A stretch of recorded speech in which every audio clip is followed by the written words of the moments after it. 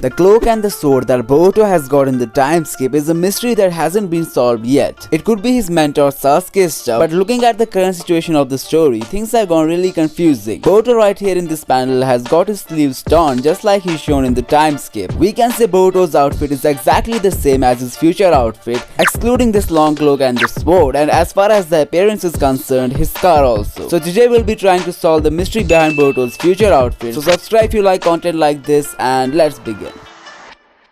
The present events that are taking place in the manga are arguably a part of Boruto's flashback, and when this series would go back to this scene, there are a lot of puzzling questions that will be thrown some light at. The most famous ones being how Boruto got this sword, this cape, and most importantly, the scar. There is an interesting theory behind the scar which states that the flash forward scene had an animation error just because the whole plot of the story wasn't revealed at the time of its making. And that is the broken headband that Boruto ties around his head to pay respect to his shinobi origins. Right now in the manga, Boruto is wearing the headband on his neck, and there's no way he's gonna get it broken without tying it on his forehead. We can assume that when the prologue sequence will actually make its way to the series, Boruto's headband will be totally scratchless. This leads us to Boruto's scar. For this video, we will be considering the Jougan theory, which says Boruto's pure eye will soon be activated, and to his ignorance, he will think it's all Momoshiki is doing to take over his body, which will end up in Boruto using a kunai to destroy his own eye. However, for some reasons, the Jougan will still get activated, maybe because Boruto is the chosen one, and there is also a theory which states that the reason Boruto doesn't open his eye before the Jougan's activation is because he has been left completely blind in his right eye,